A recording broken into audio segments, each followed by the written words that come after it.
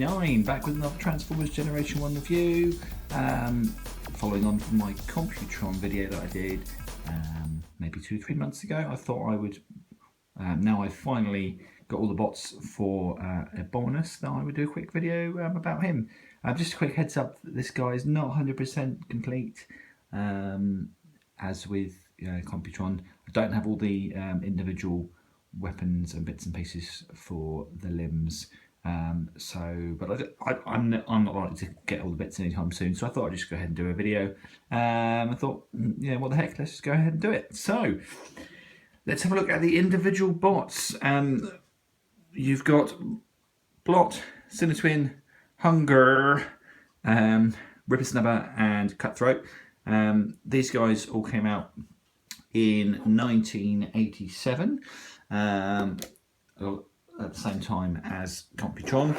They were the Decepticon combiner team for the time. A really cool bunch of figures. I only had Cutthroat as a kid, and my brother had Cinetwin, and we didn't get round to finishing him at all. I have owned a complete Abominus in the past, but sold him many years ago. Basically was sort of spurred on to complete this guy, or pick this guy up, when I picked up a mint in box Hunger, really nice, as you'll see in a minute, with the box and the plastic inlay for 50 quid. Now, I'm not a mint in box collector. He had been opened and everything, so he wasn't, sealed or anything silly like that. Basically, it was quite a good price, so I decided I was going to sell the box and the insert separately to make it even a better deal, and ended up getting 45 quid for the pair of them. So basically ended up getting Hunger for a £5. Already had this guy knocking about from a lot I picked up about a year or so ago. He's a bit beat up. Rippersnapper's got some sun fading, but he's perfectly fine. For the combiner mode, seeing some rust on the side and everything like that, but he was okay. So once I had those two, I was like, yeah, I really want to complete Abominus. And I don't really, I'm not a completist when it comes to combiners. I don't need to have all the parts. I just want to display them in combiner mode. It's nice to have the parts if you can get them, but I don't really worry too much about going out and getting those. So I thought, I know, I'll go ahead and find Cinetwin and Blot and Cutthroat, and basically complete this set. Got Cutthroat fairly easily. He's a complete one. He's really nice condition. He's got his gun, and picked him up. I think it was about a tenner for him. But Cinetwin and Blot, for a reasonable price, proved very elusive, and basically I was only able to get them. Got Cinetwin. When did I get Cinetwin? Probably about a couple of months back. Make sure it's the right way around, like so. There we go. Got Cinetwin a couple of months back, but Blot was just a nightmare. Blot seems to be really expensive. Around about 20 quid for the figure on eBay, which is just ridiculous. But luckily, I managed to find one from a seller from the Netherlands, and got Blot for 4 quid, part of our big lot, and I'll talk about that at the end. Some of the other bits I've been picking up. But anyway, here's these three, all in robot mode. Very blocky robot modes, of course, as as a lot of the G1 combiners were. But these are probably even more the blockiest, really, aren't they? Their legs are quite, with the beast legs on the side, they are very, very blocky indeed. But they're cool. I really like them. I mean, obviously I love all G1 stuff, but whoops. The robot modes aren't the best, and I'll admit to that, but the beast modes are really cool. Blot here, so the last guy that I picked up, I do like this sort of shambling kind of gorilla sort of monster thing that he is. Even though it does look like he's got high heels on. This guy's quite beat up, to be honest. His arms are very loose, as you can see. He can't really hold a position like that. Not that you'd really want to. Oh, he can. Yes, he sort of can. Not that you'd really want to, but anyway. We'll try to go ahead and transform him. Ooh. Like so. But yeah, they just seem to be a little bit of a trickier set to pick up, and which is probably why it's taken me fiddly to get his head out. Okay, you gotta hold that. Oh dear. There we are. It is fiddly when you've got adult fingers. When you were a kid, you could access these things a bit easier. Yeah, Blot's probably the most rotund in robot mode. Yeah, with the big head thing on here. It's got little diddy arms, which are really, really stiff. It's funny how some joints in G1 bots become really, really stiff. Others become really, really loose. But there we go. Yeah, it'll stay up. Yeah, this bit here on block is prone to become very, very loose and just falling down. So, you know, you've got to be mindful of that. So here they are, the 4 limbs. Now, of course, Cutthroat's the only one that's complete. He's also the nicest one, so that's good. But Sinner Twin should have they should all have handguns, and then an extra weapon for when they're in their sort of monster modes. You can pick up the parts for the monster modes around about £4 to £5 each, plus shipping. So it's not too bad. The handguns are a bit more expensive, but I haven't got, I'm not likely to complete them anytime soon. I just wanted to do this video, so apologies for that. But we'll go ahead and move these guys to one side, and we'll get Hunger out. And here we have Hunger in his nice, fantastic condition. This guy as it is, as I said, I don't know if the video is going to do it justice, but no sun threading at all, no sticker wear, no rust. Basically looks pretty much brand new. You can of course get a KO version of these guys by the Chinese company Zongjin, who I've done some reviews of some of their stuff in the past. I don't know what the quality is like, but yeah, it's something to be aware of if you were looking at getting a complete one of these. Right, so transforming Hunger. Pop that round, spin his head. These monster heads obviously become the feet, like so, and then the back feet, there's hands in there. You just want to rotate them around. What's that nice clicky, ratchety goodness.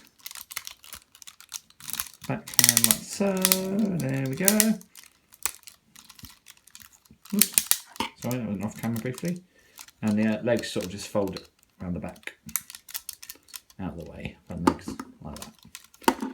So he's big, as you can see, doesn't quite fit in the shot. He's got a couple of weapons, big handgun, and this breastplate for Abominus, which can be used as a shield, which is very cool. You pop that tab out, and that will fit in the side where the limbs will go in Abominus mode, and then you can just pop that in there. It becomes a shield. Just gonna get it to fit in properly. Whoops. There we go. I'll just pop the shield on the left side, left arm instead, and there's his gun there. But yeah, he's big, as you can see. The great thing about Hunger, though, is the level of articulation that he has in robot mode. You've got knee and hip articulation there, leg articulation, knee articulation, toe articulation. The head turns. You've got elbows, ratchet on the arms. Obviously, the arms don't pivot, but for a Generation 1 bot, who obviously, G1 guys aren't known for articulation at all. This guy is pretty cool. You can get them in some nice poses, especially with the legs and stuff. Let's see if we can get him in something quite cool. I like that. Will he stand? He should do. I've got him in something like this before. Oops. I think I'll do it now. But anyway, you can. Well, there we go. Some sort of a pose, isn't it? But you know what I mean. For a G1 guy, he does have some posability. Yeah, that's pretty cool for G1. And the main thing is, of course, that's going to transfer across into Abominus when we make Abominus, which we will do now.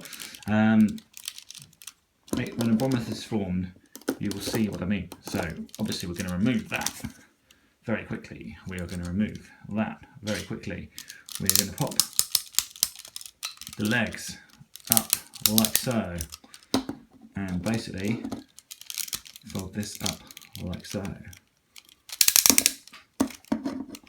and then that's going to pop up like that.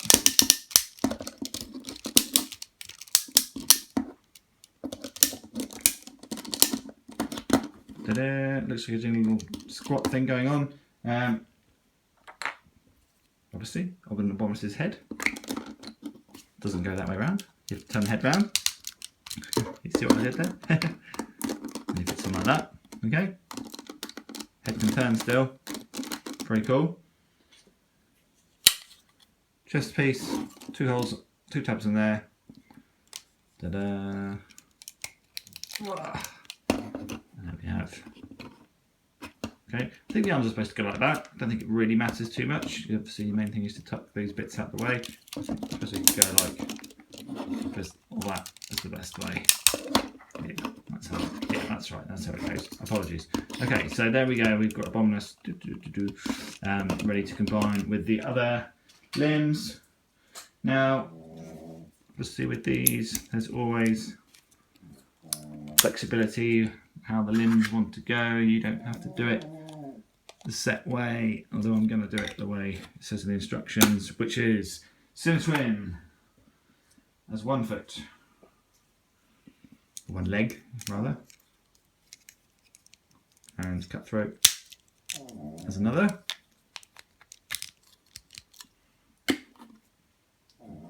Let's bring Abominus back.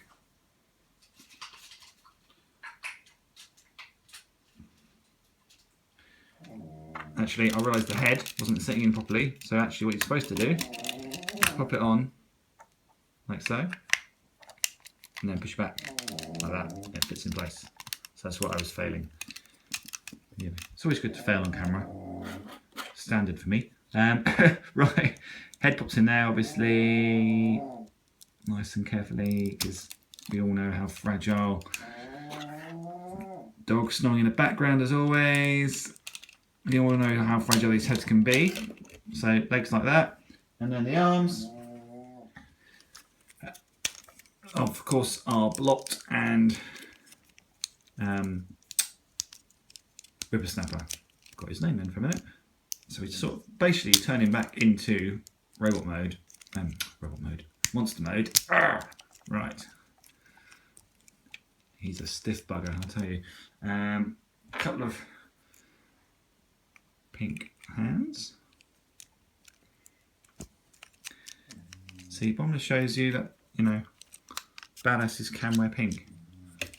Don't have to go for the darker moody colours, but that's the thing about Decepticons from this sort of era, the 87 range. They all went for the crazy day glow colour schemes, which was obviously the best way to be.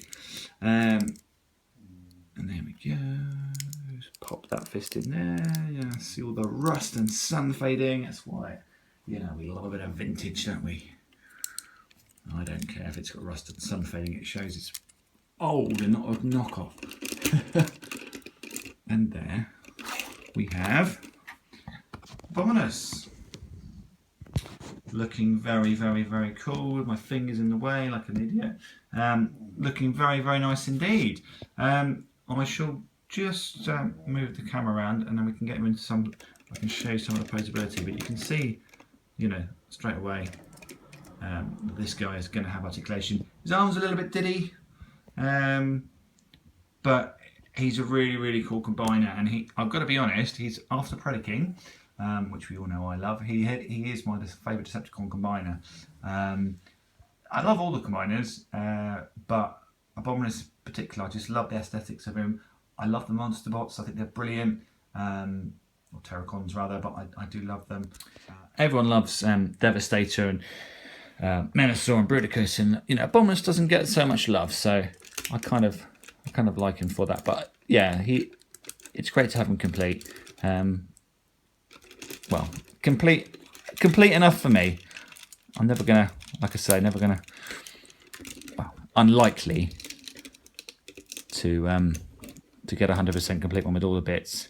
But you can kind of see it does have some really cool articulation for a G1 figure. Yeah, one day I might get all the parts for him, but you know, most of my combiners aren't complete, and I'm happy with them as they are. I would definitely recommend Abominus if you've got any interest in G1 bots of this era. He's really worth picking up. 100% complete. He is expensive.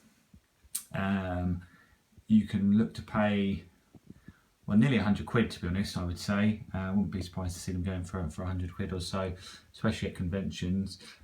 Of course, you can get the knockoff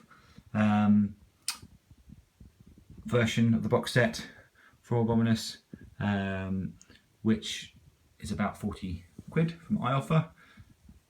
I don't know what the quality is like, somebody can tell me, but I didn't really want to get the knockoff for this guy, because once I'd got that bargain hunger, I was able to get the other limbs, which go for a fair bit, to be honest. They're not as cheap as, you know, the 86 combiner limbs, and you can look to pay sort of around a tenner for one, even without its weapons. But I managed to, as I say, snap a couple of bargains. Paid about that for Cutthroat, but the rest did quite well. So this guy, in all, when you take away the fact I've managed to rake back 45 quid from selling his box, I've got to have only spent about 30 odd quid in real money on this guy, and for the, you know, by my reckoning, that's not bad going. So anyway, thanks again for watching. You know, a rare video outing these days, but I wanted to do one.